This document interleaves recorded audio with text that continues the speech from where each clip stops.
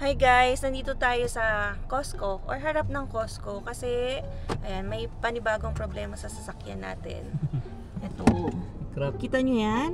Ang dami na lang po siyang tumama to. Parang last night. Baka kagabi ng ano. Pumunta tayo ng south.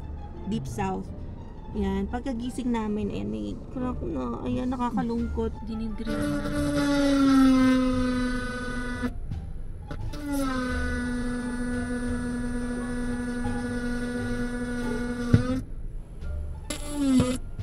Pinuntas na talaga. Pag kami namalas ka nga naman,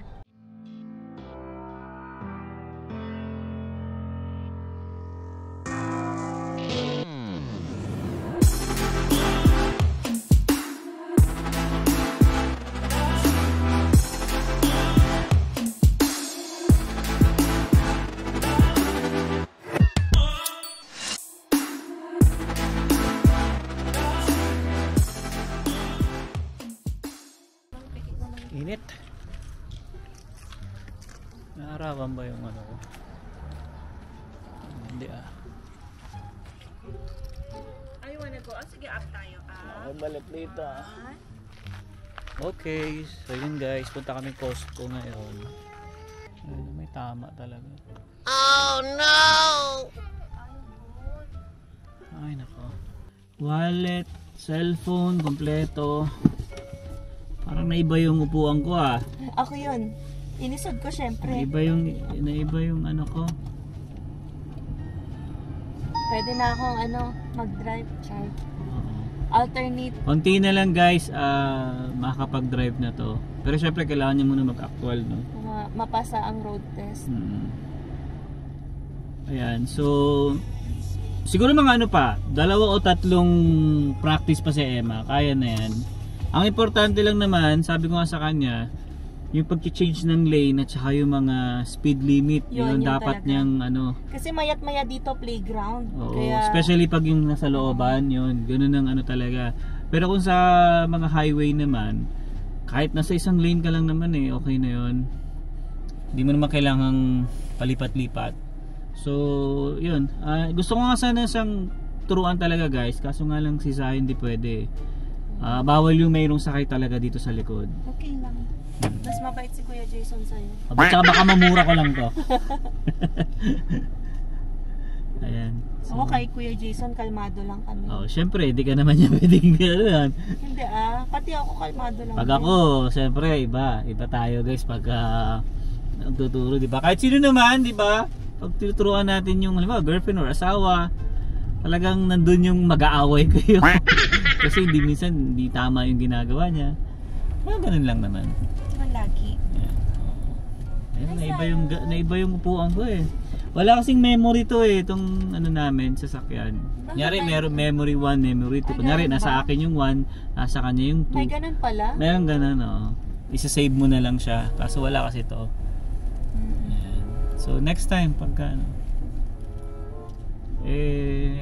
ano pa lang naman importante makapag-drive si Emma para kung lalabas kami, punta kami ng malalayo, di may kapalitan na ako. Di ba? Ayan, so sabi ko nga eto baby yan, pag ganito, alam mo na yan, di ba? Kailangan clear yung kaliwa at kanan mo. Na-practice ko yun. Oo, di baling tumagal ka dito kahit yung nasa likod mo naghihintay, wala silang magagawa. Kailangan nila maghintay. Init na naman, grabe. Clear na. Plus 18. Plus 18. Kaya isang layer lang tayo. Init. Okay. Grabe, ang bilis ng weekend ngayon. May papasok na naman ako sa school. Diyos mio. Can I borrow my phone, Zion? Oy? No, ayaw pahiram. Alright. Kamusta yung pagdadrive mo? So, okay naman. Noong una, syempre, kabado, baka mali ng apak, basta dapat presence of mind, either brake or gas yung aapakan mo.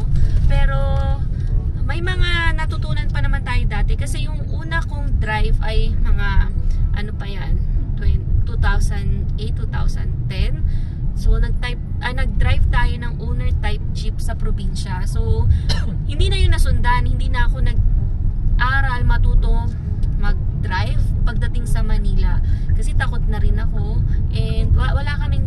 sa Manila, nasa probinsya. So wala talaga akong knowledge, ang tagal-tagal na. Kaya nung bago pumunta ng Canada, tinuruan ako ni Alwin just sa UP. Ikot lang ng paano mag-drive ng automatic kasi nga nasanay tayo sa manual sa probinsya eh.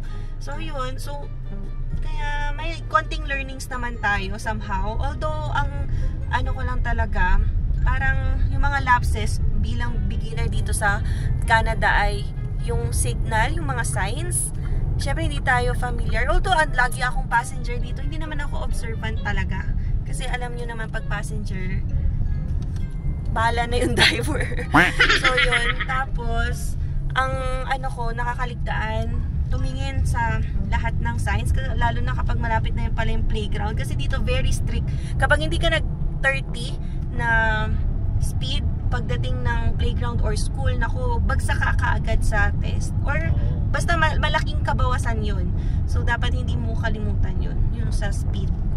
Dahil sa ganito naman, ito, 80. Nakadrive na rin ako sa ganitong highway kanina.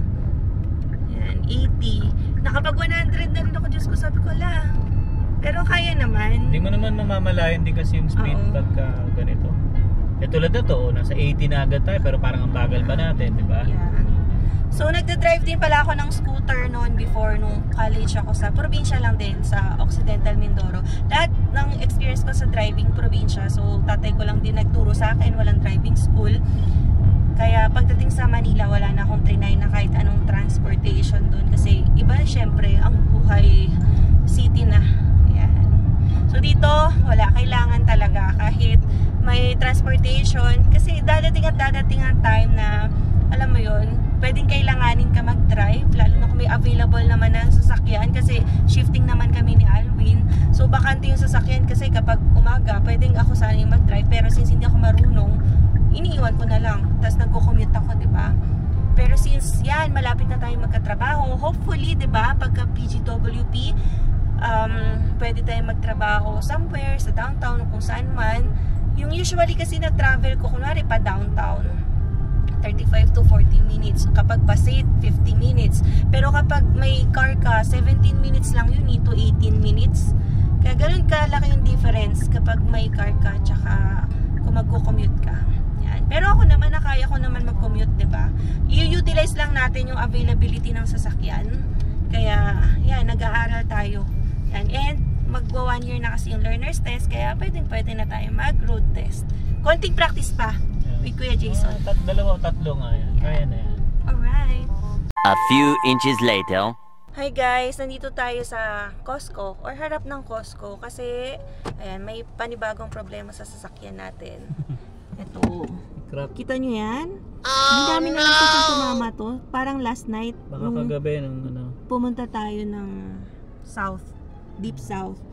Yan, pagkagising namin, ayan, may crack na, ayan, nakakalungkot. Pero kasi ganito talaga dito sa Canada. Normal dito sa Canada yan eh. From time to time talaga may tatamang bato, kung ano man. Rock chip. Rock chip daw, tas or hail. So, ito ay pinunta ni Alwin, windshield repair. So, tatanong natin kung kaya. Kung kaya, remedyohan to. Otherwise, papalitan tong buong salamin. So, another gastos, ganun talaga. Pag kami namalas ka nga naman, yan, meron nakalagay dito, unlimited rock chip repair. Diba? Kung kami, basagin, baka kailangan na namin ng ganong protection. So, tingnan natin. Yan, ipapacheck natin. Hindi pa natin alam. Kanina lang to. So, diba, last time, January 1, tanda natin yung date. Meron namang ditong pumukpok ng ano, yung nag-attempt pumukpok ng ating side window. So, ito nga gumapang na rin eh. Kaya alam namin papalitan na rin to. So, tanong na rin namin yan pareho. Yan.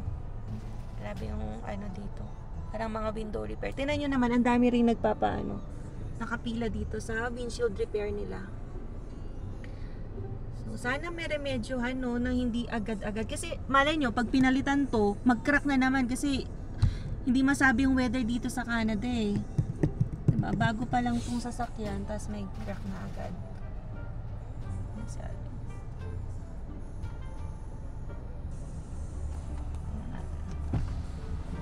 a non-guaranteed repair, repair, but I do them all the time. I've done this for years. It's $39. 39. And it's just so it doesn't keep running. Yeah. A little bit of the weight, but I can have it done in probably 30 minutes. Ito kasi Gawin niya lang. repair lang. Para may stop lang daw yung crack. Pero ito hindi siya nagpapalit pala. Ay, hindi. Ano lang siya? Windshield repair lang. Oo. So, anong magkano? 39.95? 39. Para lang daw ma-stop yung crack na nandyan lang. Nandyan. Okay. Sinasabi rin ni Jason kanina. Oo, kasi dito inisip namin, pag pinalitan to, tas mamaya crack na naman, di another buong windshield.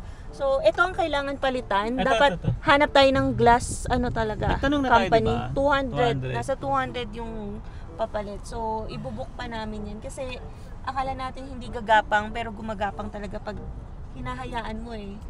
So, yan yung priority. Pero ito, at least, magagawa niya daw ng paraan si Kuya. So, there's Ticket ko just dun. a long wait daw. Mga 30 minutes. 30 minutes daw kaya-kaya Kasi niya to. may ano pa siya. So, pila tayo guys kasi balik na medyo rin siya. maraming maraming customer. Tingnan natin kasi baka matagalan, may pasok ka pa. 30 minutes to eh. Saglit lang yan. Kailangan. Dito na tayo eh. Sayang naman. Tingnan natin ang magiging remedyo. So, parang gagawan lang to ng stop, ganyan. Bubutasan. Parang didrill niya ng konti. Oo, para hindi naggumapang. Kasi kapag hinahayaan talaga yung crack dito, gumagapang. Ayan, kailangan mo na palitan lahat. Yan. So, dapat stop. Dapat ginawa mo yan pala dito. Hindi ko alam kasi yun dati. Hindi Wala namin akong alam. alam eh. Tama, hindi ko rin alam. Buti Hindi ko na lang alam. Nabanggit lang ni Jason kasi kanina. Kaya napaisip ko na sige nga, i-try natin. Dapat talaga nagtatanong tayo. Alam niyo yun. So kami nagpa-vlog ng experience, pero syempre hindi naman namin alam lahat. So buti na lang meron tayong mga kaibigan, ganyan nakakausap, ano ba yung magandang gawin. Kasi yung nabasa to, sabi palitan nga raw. Wala nang Dati kasi lang ito, dot lang yan, 'di ba? Dalawang. Tsaka hindi, meron na to dito. Pero kasi kung 3 dots yan tatlong pukpok yan So hindi ko alam kung kaya niya remedyohan kung magiging 6 siguro yan. Tapos hindi yan Ito dito kasi yan talaga meron ng line yan, tapos yung tatlong yan, tapos yun gumapang na siya. Hindi ata kita. Basta meron dyan, ayan Alright.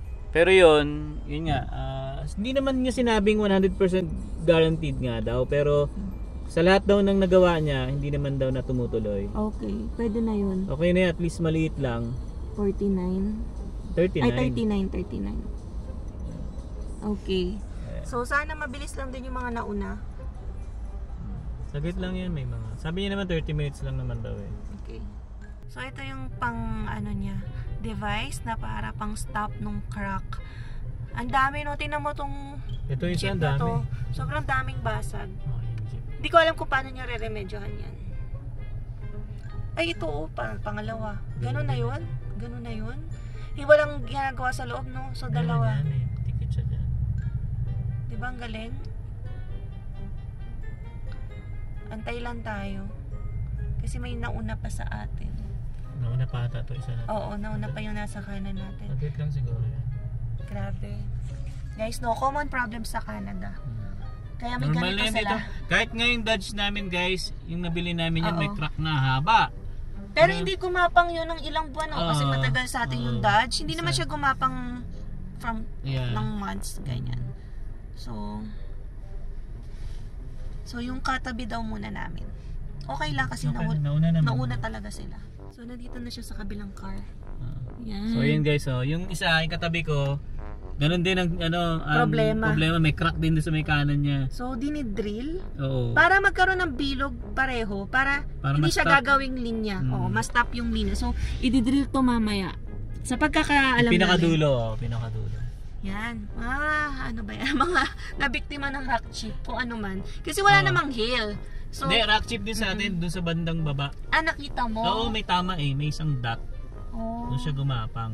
Paano nagka-rock chip? Parang mga truck, ganon? Na, Hindi, siguro sa kalsada, habang tumatakbo tayo, yung bato. Yun nga, tumama bato. dyan. Hindi mo may iwasan talaga dito, guys. Normal dito. Kasi mabibilis yung takbuhan dito sa highway eh. So, yun yung common talaga na issue dito. Sana okay na to $39.95. Basta $39. Wag na ang buo. Kasi alam ko 200 plus o 250. Or depende sa model. Kaysa kasi namin to, hahaba lang siya. Magpapalit kami ng mismong windshield. Mahal din to. Oo. Kasi yung mga lumang mga windshield, naalala ko hindi sa Santa Fe Yung Acura, yung kay Deb, nagpapalit siya na sa $200. Oo. O, luma na yun. Ngayon, syempre, mas latest tong atin. Baka mas mahal yung windshield natin. Ganyan din ba gagawin sa atin? Yung ganyang device? Hindi ko lang alam. Parang parang drone na nakadikit. A few inches later. So, ito na guys. Dinidrill na.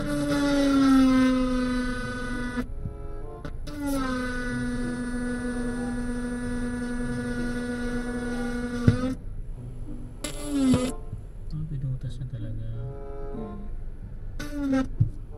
Yan. Para ma-stop.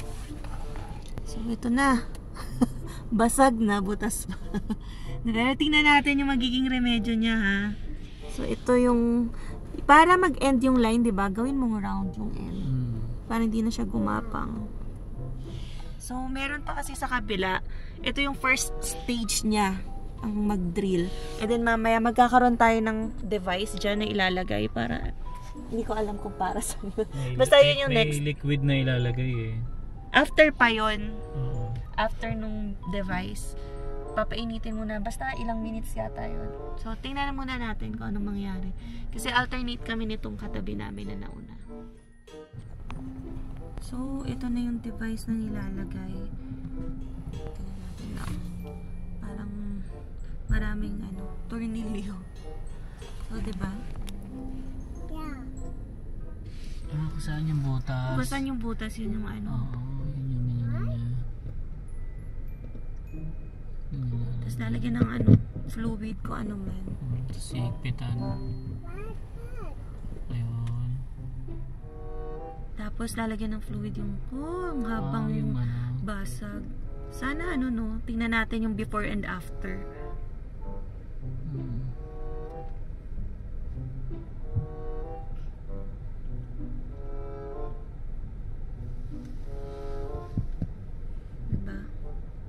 So, ganyan muna siya. Ganon din yung sa katabi namin eh. Yung may yellow na basahan. Parang papatuyuin muna, no? So, yes daw, sabi niya. So, sa wakas. Yan. After nyan kasi, iinitin yata, no? Sisindihan. Kung ano man. Ito, tinan ito. Hindi na makita. Yan. Yung nakikita nyong white dito. Yan yung drinil niya kanina. Canada problems. Alright. Basta naman, boy. Mami! Wala naman. Ganun talaga ang buhay. Yeah. Kailangan, kailangan agad maremedyohan para hindi na siya umaba. Totoo. Kaysa magpalit kami ng buong windshield, magastos lalo. Tingnan nyo naman, mayat maya guys, yung dating talaga ng mga sasakyan dito. Ayan kaya matagal din kami naasikaso. Parang daming nababasagan ng windshield. Laki nang nakikita niya, no? Sipin mo, siya lang, mag-isa lang siyang tao. Parang madali lang siya. Pero syempre may may training yung mga yan. Skill, talent, and training. Alam nila yung mga gagawin eh. Ay, sayon. Phone daw po. Naiinip na. Tagal na kasi kami Ito dito. po. Yan. Walang panlibang. Nakatingin lang siya sa gilid. Okay. Tapos na ang device na yan. What's the next step? Ayun na yun. Ito na. Tinakpan niya lang yung butas. Hindi. Meron pang gagawin yan.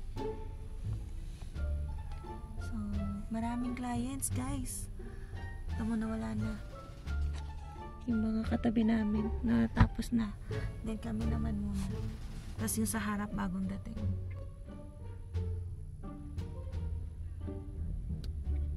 Yan yung plaster. Few minutes na naman to. Yeah. Alright, 5 more minutes. Okay. Thanks for your patience, guys. Yeah, it's okay. Of course. And we'll get you paid up, okay? So $39.95. Can we use Visa? No problem, yeah.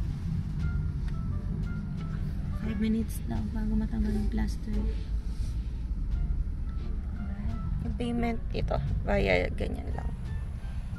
Abot lang kay Alwin. Hi, Zion. Well. Nagko-code lang yan. Diba? Yan. So, Daming client. And the signature, please. Okay, I'm gonna scrape that off and you're good to go. Thank you Thank so you. much.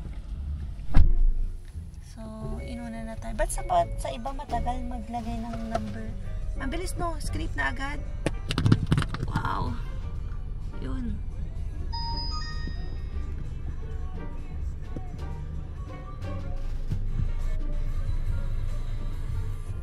So, meron pa rin. Hindi naman magic. Oo. Thank you. Ano lang yan, pang stop lang ng ano talaga. Finally, ayan si Kuya. Thank you, Kuya. Ayan, sana hindi siya umaba talaga. So, tingnan natin. Yan, after few months, ask nyo kami kung kamusta na. Nagsabi din naman siya na hindi talaga 100% Oo. ano. Mahirap din naman na mag-guarantee. Pero sabi, ano, unlimited rock chip repair, guaranteed protection. Sabi, guaranteed. So, ito na yun, guys. Di ba parang, ano naman, numipis? So, we'll see. Okay na yan. Malaman natin kung umaba siya, at least alam natin kung hanggang saan yung ano yung pinaka-line niya.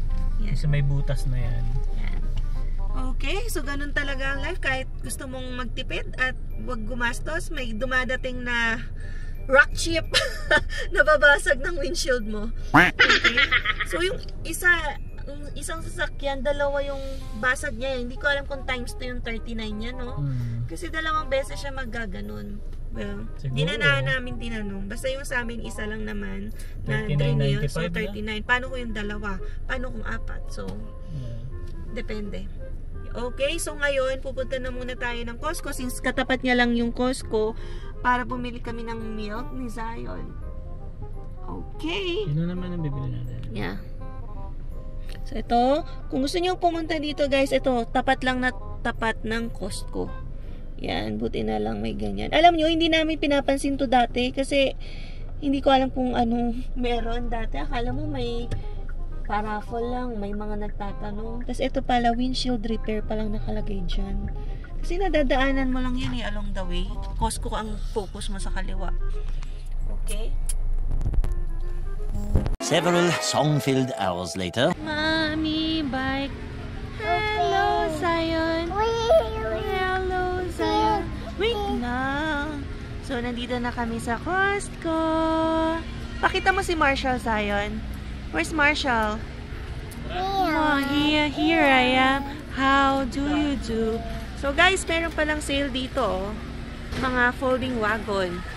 So, $89.99 lang siya. And meron siyang opening dito. In case mahaba yung kailangan mong ilagay sa wagon. Okay, mahaba na yung binti ng anak nyo, nasasakay dito.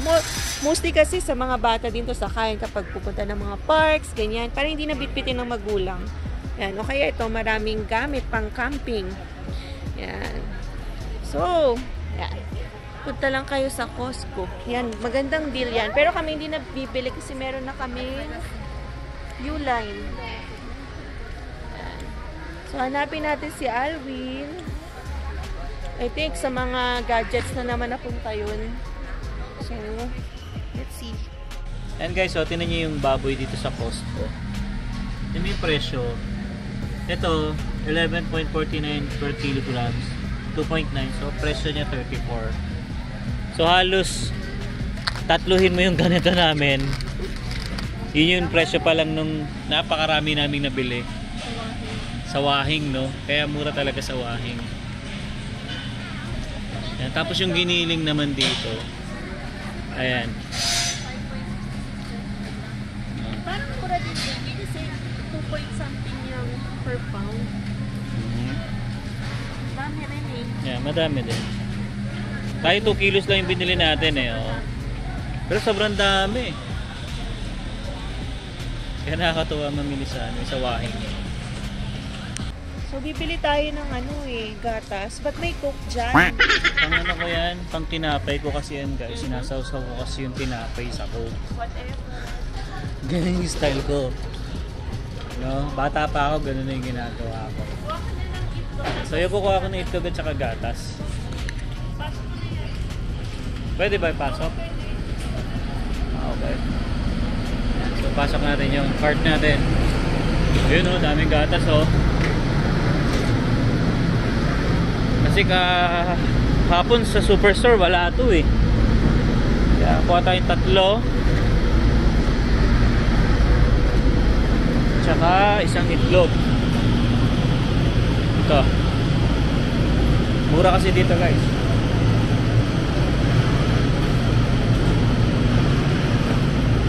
Bali 10.99 na lang. Isang ganito. Ayan o. 10.99 isang ganito.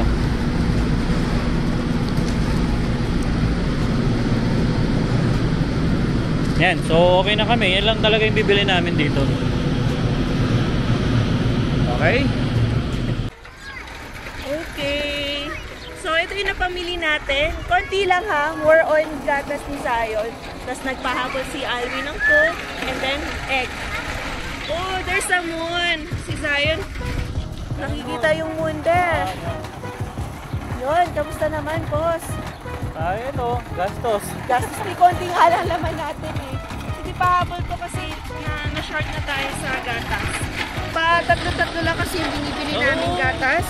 Dahil, yan, mapupuno yung ref. Hindi, tsaka ano kasi. Masisira din yung expiry. Okay? Ayan, so yun guys, no. I hope na nag-enjoy kayo sa vlog namin ngayon. And ganyan na gagawin guys kapag nagkaroon ng problema sa sa mga windshield natin dito sa Canada. Pakita natin yung harap. Yeah, oo. So ito kasi yung at least makita nyo sa labas. Oh, napakaliwanag. Hindi na halata ah. Very minimal na yan. So ito yung binutas. And then ito yung kukuhid. Diba? So sana hindi nagumapang. At least alam natin yung end nung inagapan natin. Diba? So we'll see. Okay guys, so sana nag-enjoy kayo sa vlog namin ngayon, ano? And yeah, pag may mga question kayo guys, just comment lang sa baba. Okay, hanggang dito na lang. See you on the next one. Peace!